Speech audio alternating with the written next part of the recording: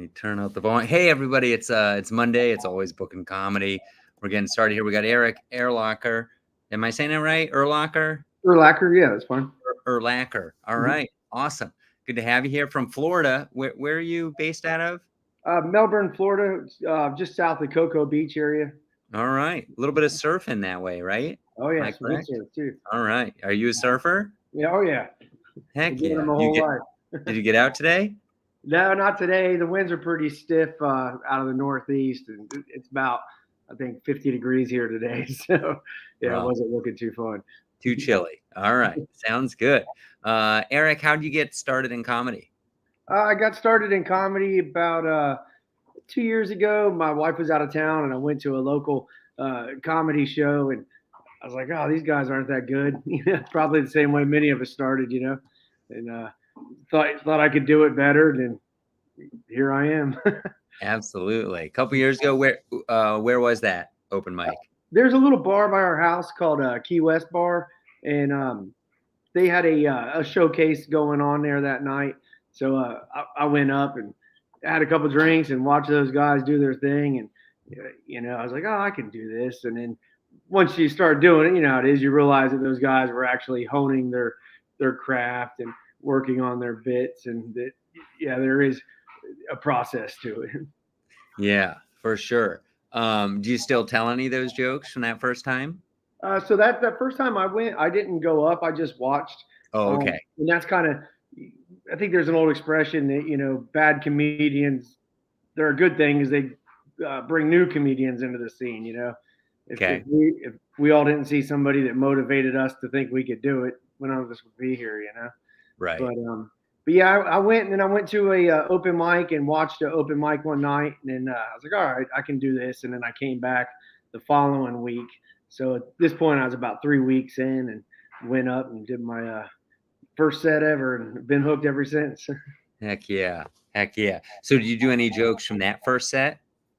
I do. Actually, I went to an open mic last night and I dusted off one of the jokes from that set. And yeah, I still go through, like last night hitting the open mic. I was like, let me go through some old stuff and see if I can breathe life into it. But overall, not really. Okay.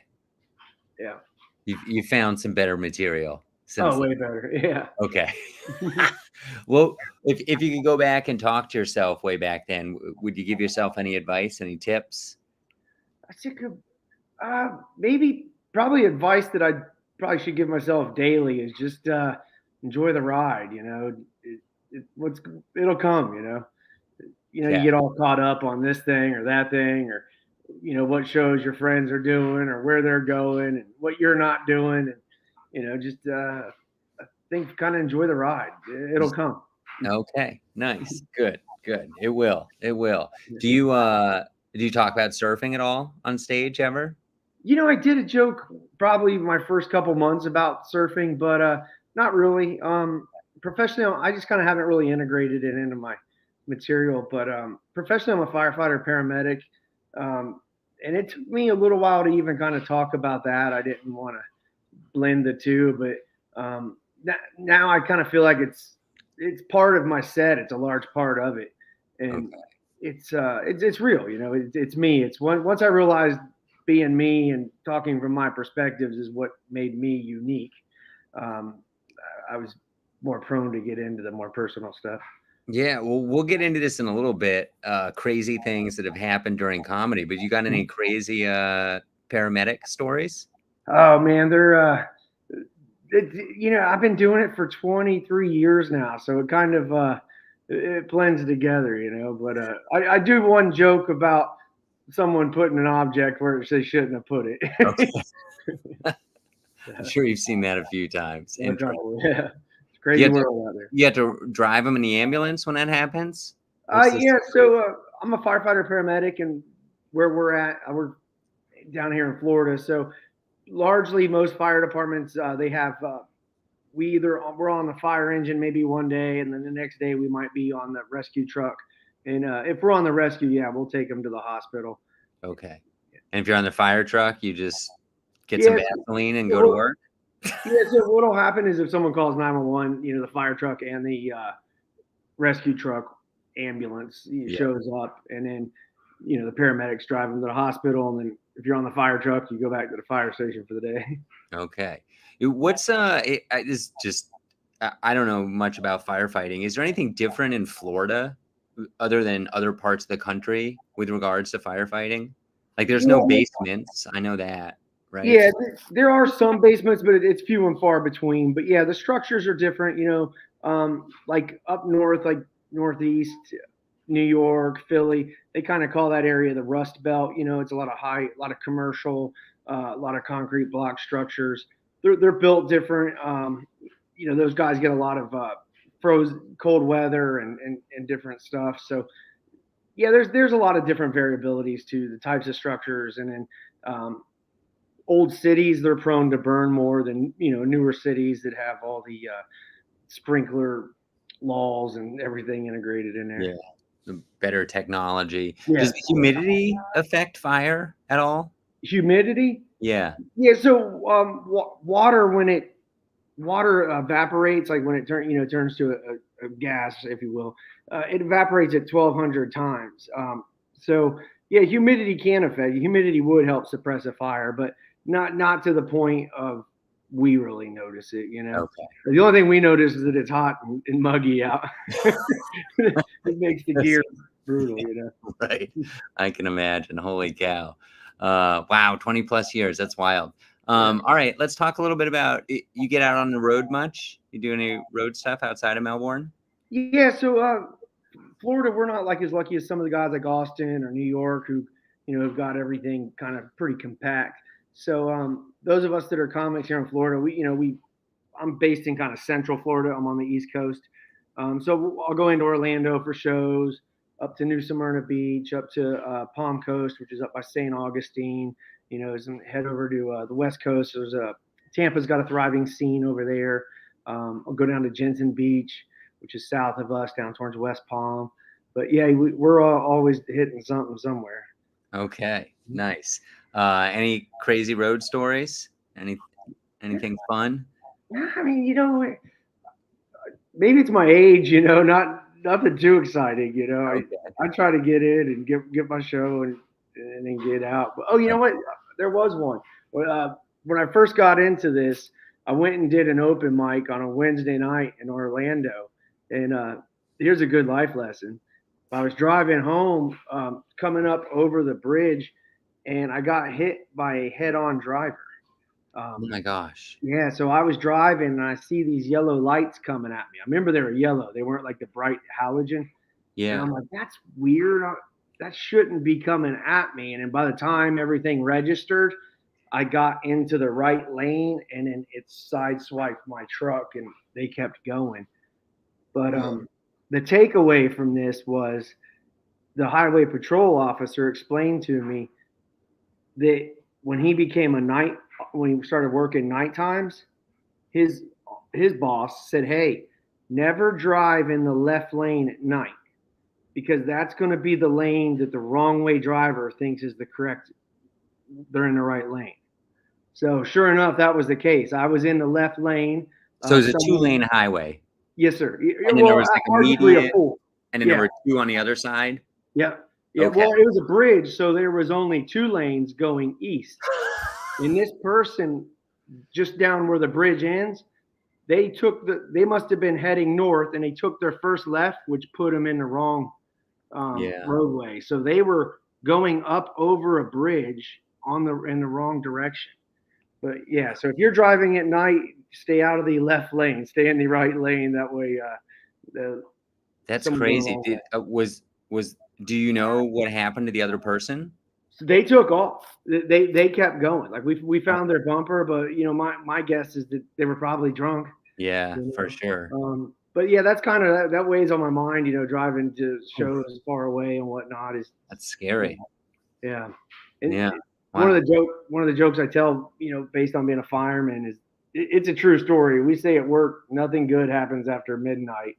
Yeah. It's kind of a case of it, Sure. I would say that applies to comedy shows too. I've done a couple like 3 a.m., 1 a.m. comedy shows. Oh They've my never gosh. been good. Never been good.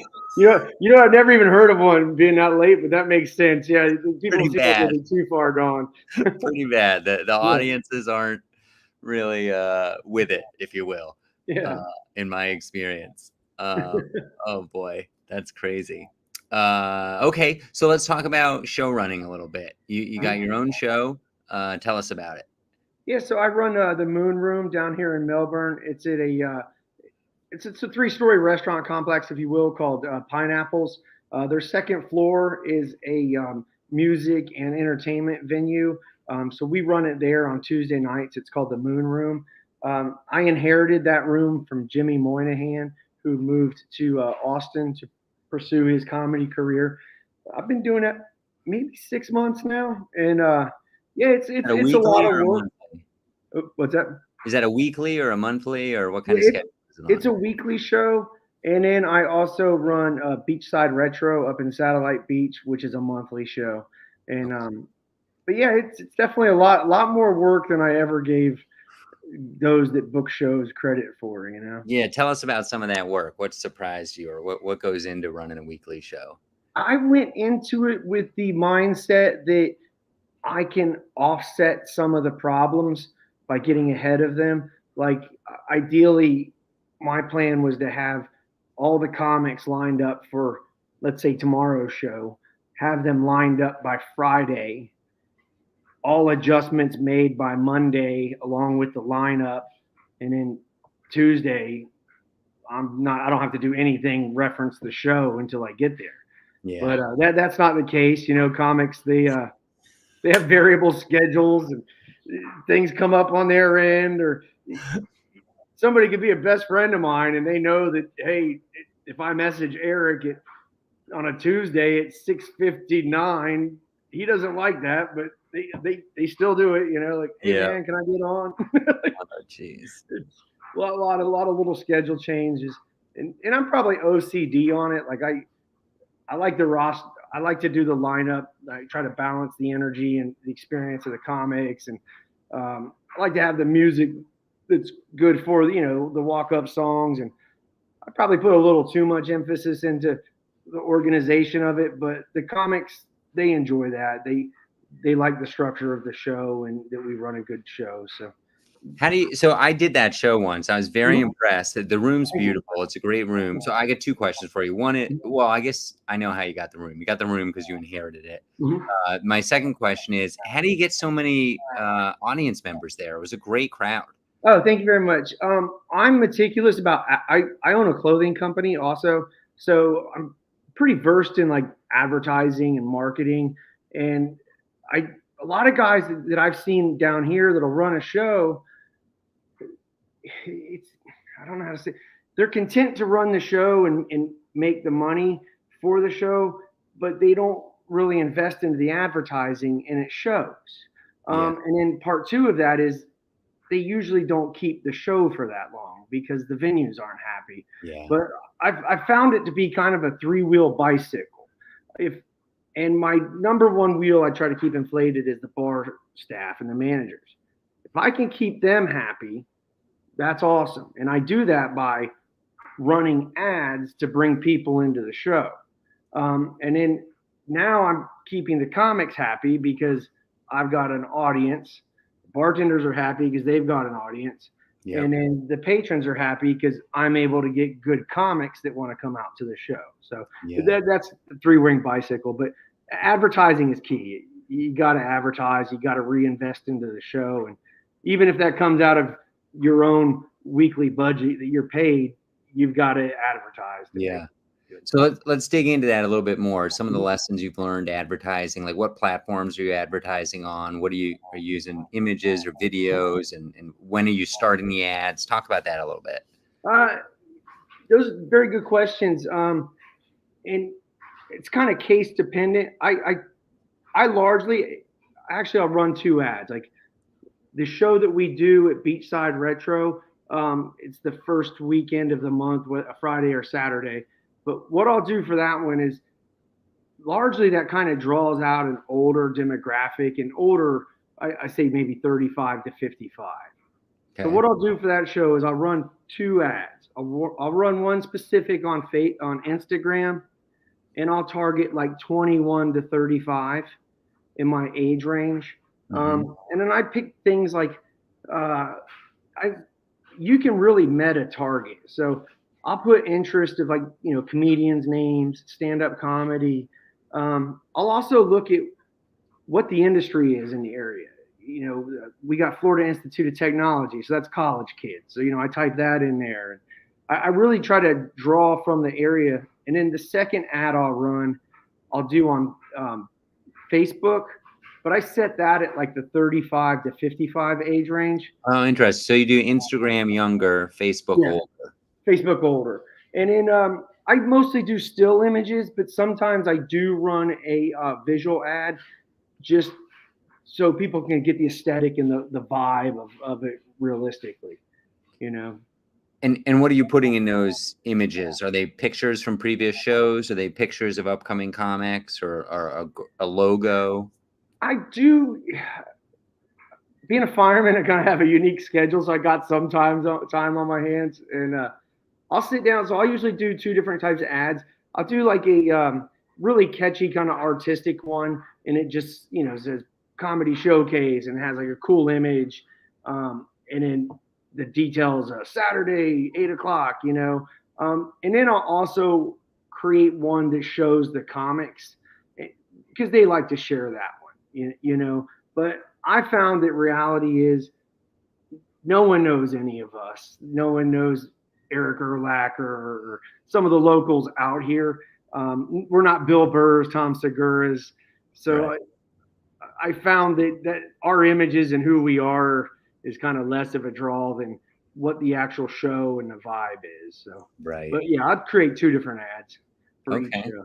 Mhm. Cool. And do you can you like how much do you spend the same amount over, let's say, 7 days, or do you only advertise the day of the show, and how does that work? Very good question. I found it depends on the show, but like let's say you had a week's, but I would say at a minimum, actually a maximum, a week ahead of time, Okay. because this world in this day and age, people were inundated with advertisement and images and photos. So I feel like if someone sees an ad on Monday, by Friday, it's out of their mindset. Right. But if I did, let's say if I had just simple math here, let's just say I had $100 and I was going to run an ad. Sure. I would run maybe $30 up until Wednesday, and then dump the remaining 70 Thursday, Friday, and Saturday. Okay. With the show, let's say the show's at 7 o'clock, I'll have the ad in at 7 o'clock on Saturday. But Okay. I like to dump it hard the couple days before. Yep. But let's say you have a week where you forgot to get the ad up. I would say get your ads running by Wednesday, hump day, that when people are kind of starting to make their plans for the weekend. But yeah, Wednesday at the latest, but Monday at the earliest. Okay. And do you do anything besides online advertising? Are you doing posters or radio or I don't know what else there might be, but Yeah, no, not really. Just mostly kind of meta targeting through okay. the Facebook, Instagram. How that allows us to meta target. And With my personal business, I'll use Google Ads, but I found that Google, for being one of the biggest tech companies in the world, their Google Ads is you almost need a degree in it. It is not it's user complicated. friendly, and I kind of feel like the people comedy. I don't know. I feel like I get more bang for the buck out of at least I do even in my personal business out of social media ads than I Okay. do ever Google ads as far Yeah. as the return on investment. Interesting. So let's talk about this second room you have. It's a monthly, it's a weekend show. Are people paying for tickets or are they free? Yeah, it's a paid show. It's $10 a ticket, and in worst case scenario, I'd say 40 people attend. Wow. Our best nights we've had like 100. Wow. How big's the room? What's that? What would be a sellout capacity? It's 100. There's Okay. like where we almost ran out of chairs. Nice. But it's a really neat room. The guy that it's a record store. Okay. And Chris Kearns, the guy that owns it and runs it, he's just a fan of comedy and the arts, and he lets us do a show there. He even lets us do our open mic there once a week. But yeah, it's a fun show. It's just a really cool kind of like vibe and aesthetic, and a lot of comics say it's one of their funnest, rooms to do. That's awesome. Do you bring in any equipment for that show, or does he have like a stage and Well, stuff? that's even the better part of it. It's got a stage there, and he's got it PA'd and all the Nice. speakers and mics and everything set up. So That's that makes awesome. it even nicer. That's cool. So let's talk about booking a little bit. How Mhm. do you figure out how to get people on that show? Are you drawing from around Florida? Is it all local comics? Are there national comics? Like how does that work? I'd say the shows that I'm able to get, it's for that show, it's higher end Central Florida comics. We're pretty lucky. We've got a good talent pool to draw from, and a lot of the comics will reach out. Like, hey man, when can I get on a show? And who's who, and we're able to keep that a diverse lineup. We only probably put about 5 comics on, but Okay. I would say it's the more top tier of the Central Florida comics. But we got guys that come down from Jacksonville, like Marcus Crespo, Loic. Those guys are really good. But yeah, so I mean, it is kind of making the rounds. You get to know who's who, and you see Yeah. some guys, and you're like, oh. And sometimes you book them 4 months in advance, because it's the only spot you got, but you just want them on your show. Sure. That's awesome. Anything annoying or frustrating about booking comedians? You know what? I maybe it's having worked with firemen my whole life. The comedians are pretty cool. Nice. Either Awesome. that or I've been pretty lucky, or they're nice to me because I've been a fireman my whole life. Right. I don't know. But That's no, great. I've been pretty blessed, with dealing with them, and I've got honestly no grievances. Nice. What do you use for ticketing? You use an Eventbrite? Yeah, Eventbrite. So for that show, yeah, Eventbrite, and then the guy that owns the record store, he also has an online clickable purchase through for tickets. So that's kind of cool. I don't even have to deal with the tickets on that end. That's Oh, all. nice. Yeah, So how do you check people in? Does he handle that? yeah. He handles that. He has one of his employees check him in. So Nice. yeah, when you come down next time, man, we should get you on that show. Okay, I'll have to plan it around being Yeah, there first weekend of the month. yeah. Yeah. Anytime. Yeah, definitely. Or you can spin them up whenever. Last month we did the second week. Okay. So, Yeah, yeah. Well, I'm usually booking. I was just booking today for like October, so I plan way awesome. far ahead. So yeah, I'll Yeah, hit you up for sure. yeah. Mhm. Um, cool. Where's a place you'd like to perform comedy? A different state in America. I'm actually thinking like everybody going out to Austin. I'm maybe looking at going out there in a couple of weeks and Okay. giving that a shot. But Try and get on Kill Tony or something like that. you know What's what? I was just talking about the day. I got a minute that I could do, which is so hard, at this point. Like, oh, how do I do a minute? yeah. But yeah, I'm gonna try to go out there. I got some friends that are out there and they're doing shows. Some guys that were pretty big in our scene. So before they all went out, so I got some Nice. contacts and gonna see if I can uh, draw on those. Yeah. Leverage your relationships. That's Yeah, awesome. I'd like to get to New York too. I just it'd be neat. I don't know, the idea of hitting a bunch of mics in one day. It just sounds pretty cool. Yeah. Yeah. Just New York is you used to have to pay for the mics, which Mhm. kind of stinks. Like I would say like Chicago or even Denver. Oh, There's some really? other places where you can hit multiple mics in a single day. Uh, and San Francisco maybe. Like there's some other places. New York is kind of hard. Now the great thing about New York City is watching comedy. Like I think it's less Mhm. performing and more watching. Like I love to go to the Comedy Cellar, the McDougal location, and it's just Yeah, the best comedians in the world. It's incredible. yeah, It costs, you can't get in for free, which is a bummer, but it mhm, doesn't cost too much, uh, yeah. and it's just like they are so good, and it's such a fun. The energy is, as a show producer, like watching that show, I'm just like, this is wild how good this is on every Mhm. level. Lighting, sound, talent, seating, everything about it is top notch, professional, just very That's impressive. awesome. Yeah, Yeah. and there are other clubs like that too. The Stand is wonderful. You go down to his basement room, and the pizza's delicious. There's just a lot of experiences you can have just watching comedy in New Yeah. York City that I think is pretty cool. You hit on something. You're talking about sound. That's one of the things. Maybe it's I think we were all played music or in bands at one point. But that's something that kind of blows my mind sometimes is the amount of comics that I've been to shows where guys have been in a headlock over the PA. I'm like, and then I've been at shows that, like a sound can really ruin the Important. entire show. I spend a fortune on sound. I have Yeah. I have a speaker that costs more than my car, which has 321,000 miles on it now. So yeah, and it's portable and it's great. You got any sound recommendations? Any tips and tricks?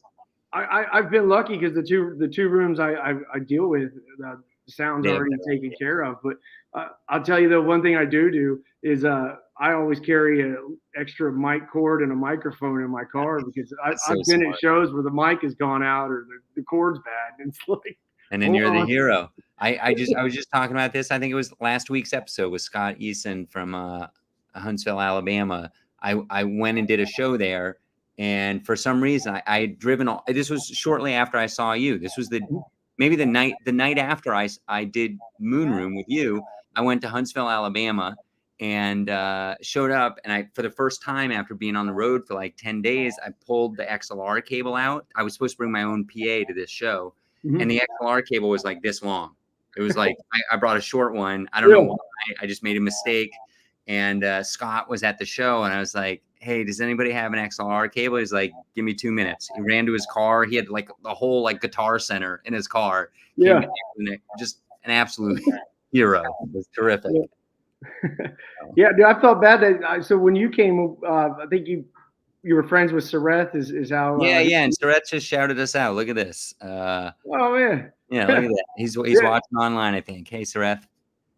So I had just taken over the room, and I felt so bad. Like I had allocated time for the comics, and then when you went up, and I'm like, oh my gosh, this guy's from Colorado, and he just murdered. Like you should have had so much more time. So next time you're back, it's man. funny. I've told that story a couple times to other people, and the best thing about it was I had to drive all the way to Huntsville, Alabama, the next day, and so just the fact that I was able to leave right after my spot was kind of a bonus. I got to bed early and got up early and had a great drive to Huntsville. I had some amazing peach ice cream. I wish I could remember where the place was. Man.